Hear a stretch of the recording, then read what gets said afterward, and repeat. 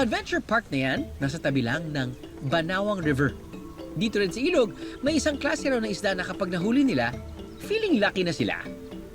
Ito ang bunog, isang rare na isda o mailap ng mahuli. Kaya ang 1 kilo nito na ibibenta nila mula 300 pesos hanggang 600 pesos.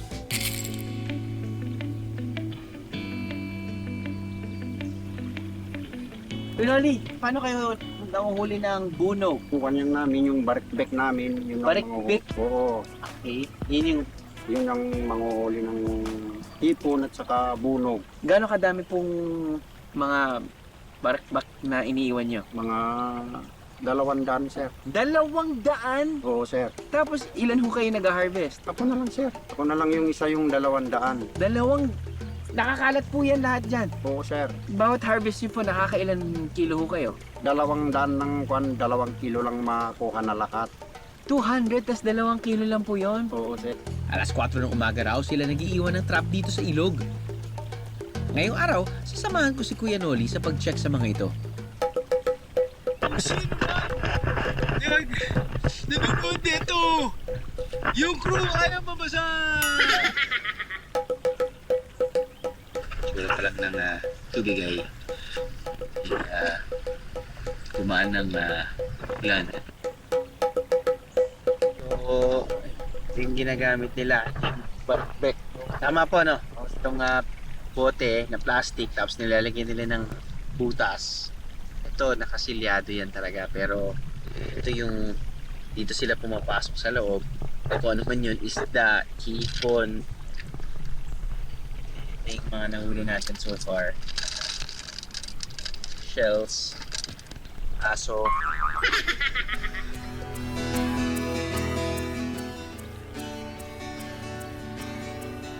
Sa kasamaang palad, wala tayong natsyempohang bunog. Pero huwag malungkot dahil ang good news, may malapit na kainan dito sa may ilog. Kung saan, sure ball kung matitikman ang isdang yan. Ang kanilang specialty, itong paksiw na bunog at fried bunog na made with love ng magkakapatid na Pretty Lolas. Mga la! Andan ako! Mga la! Kamusta na? Ala! Ay! Ala! Ay! Kamusta mo? Mga la! Ay! Sus! Ay! Kamusta mo? Ay! Kamusta na po? Ganyan po ako kalinman! Dati malaman na! Ngayon! Tangkad-tangkad ka na mo! Di ba? Pandak-pandak na! Oh! Di ba?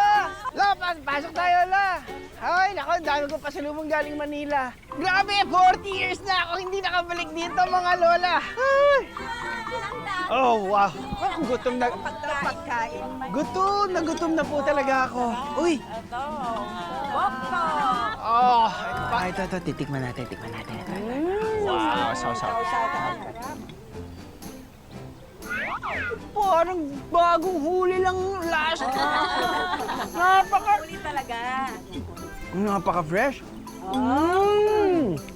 Grabe.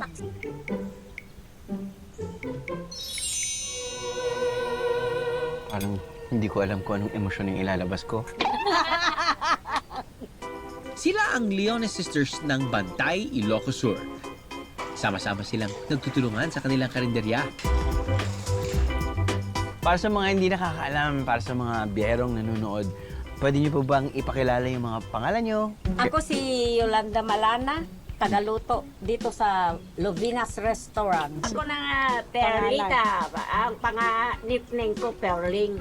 Perling! Ang pugi-pugi yung apo namin. Ay, sus! Lola naman, ako po ba yung pinag-uusapan niyo? Marami na ho kayo, may 5 na ho kayong apo! I mean, apo! Ano ba apo sa tahod? Ayun! Ito ang pinakapugi na apo namin. Ay! Ano naman? Ako po si Nora, ang tagahiwa dito sa Lovina's Restaurant. Tagahiwa. Tagahiwa ng karne. Ako naman si Esther ang bida.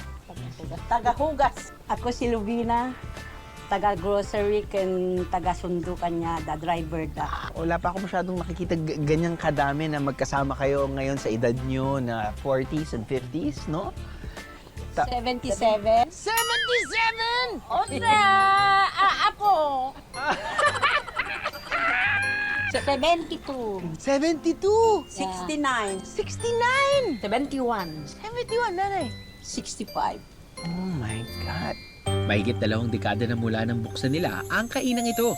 Usually kasi syempre kung minsan, pag magkakapatid, minsan may nag-aaway, may conflict. May ganun po ba nangyayari din? Wala. Kung minsan may sagutan, pero maya-maya, mano na naman. 5 lang ho kami magkakapatid. Pero kahit na iba-iba yung mga personality namin, pag magsasama kami, at iba din yung mga edad, pag nagsasama kami, para kaming mga bata. Kumbaga, parang yung nagtatawanan lang kami. Ito na lang po, ano po yung, sa tingin niyo, ano po yung best part ng inyong, I guess, samahan na nag-ooperate kayo ng isang restaurant? Ano po yung best part? Nagtatawanan kami, naglulukuhan kami. Nagmamarites kami. Yun! Marites. Nagmamarites kayo. Ikaw siguro ikaw gumawa ng term na yan, no, Marites? Ang sweet naman ng samahan ng magkakapatid na ito, no? Parang gusto ko tuloy ng dessert. Kailangan lang natin i-rate yung mga pagkain na babanggitin sa atin. Pero paano natin i-rate? I-rate natin gamit yung I think nag-viral na post ni Alden. Yung parang ganyan. L.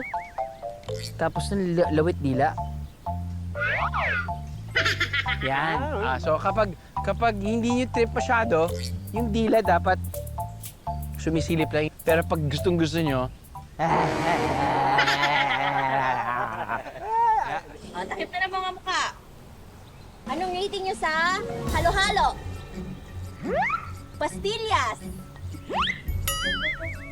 Leche flan. Buko pandan. Polvoron. lahat naman masarap eh. Maruya. Kakanin. May espesyal na lugar na talaga sa puso nating mga Pinoy ang kakanin, no? Dito sa bayan ng Santo Domingo, niluto raw ng may pagmamahal ng mag-asawang nakilala namin ng sikat na tinubong. Isang uri ng kakanin na nasa loob ng kawayan. Special na handa ng mga Ilocano po, itong klaseng kakanin na tinubong. Napapansin namin na ito yung quite dying native delicacy ng buong Ilocos. Kaya napagtanto namin mag-asawa na ito ay ipakilala din namin yung mga kababayan natin. Nakapagbibigay daw ng kakaibang flavor sa kakanin ng lalagyan ng kawayan. Isasaling ito sa init ng kalahating oras hanggang 1 oras. Yung spirit pa ng Pasko ay laging nasa amin po pag nagluluto kami. Pero yung aroma niya, pag naamoy mo, alam mo na klaseng kakanin na tinubong na po. Nang dahil sa tinubong, napagtapos nila ng pag-aaral ang 4 na anak. Lumaki na rin ng lumaki ang kanilang negosyo. Patikim nga ng bestseller na tinubong na yan. Teka, isipin natin para natin ito buksan.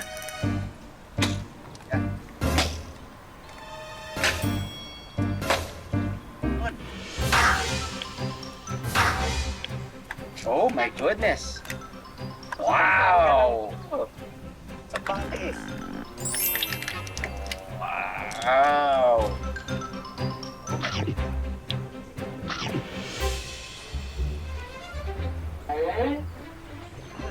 Ano? Grabe! Para siyang tinupig. Ay, tinupig. Kung noon, tuwing magpapasko lang, inihahanda ang tinubong. Ngayon, all year round na itong pwedeng bilhin.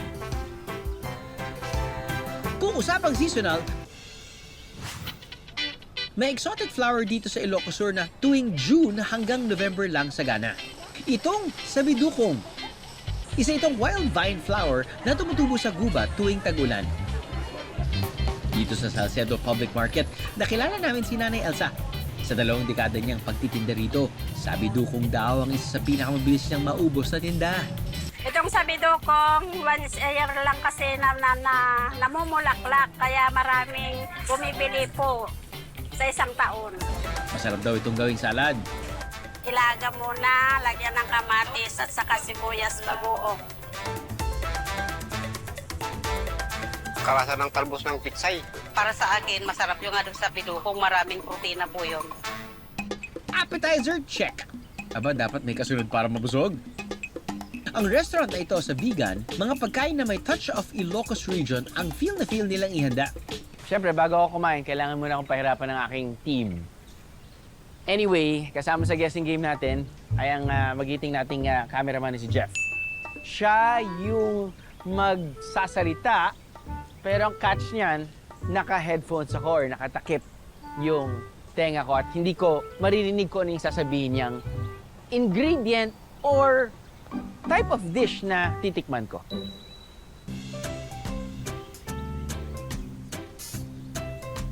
Okay tayo, sir? Hindi ako pinapasin. Makikita nyo na sa inyong screens ang aking huhulaan. Bagnet, mac and cheese. Bagnet. Pangit. Panis. Malapit na, sir. Malapit na. Malapit. Bagnet, mac and cheese. Bagnet. Mac and cheese. Mais. Mac and cheese! Carrot. Karimbuaya. Kanin buhaya. Hindi. Karimbuaya. Kahimbi. Hindi. Hindi. Kim. Kuya Kim. Ibang show yun. Ay, sorry. Karimbuaya. Chicken curry. Karim buhaya.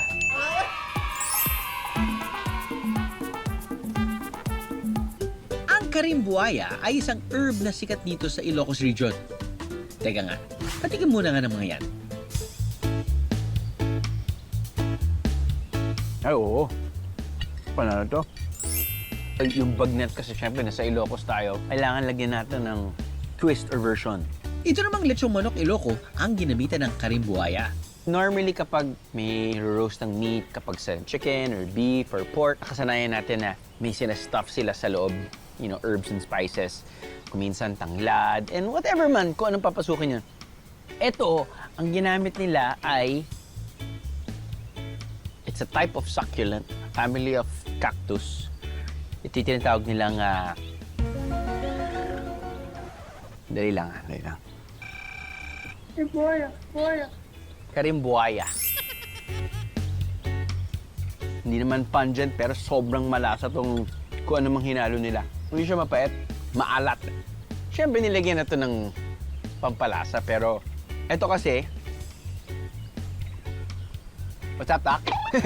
wala naman siyang lasa.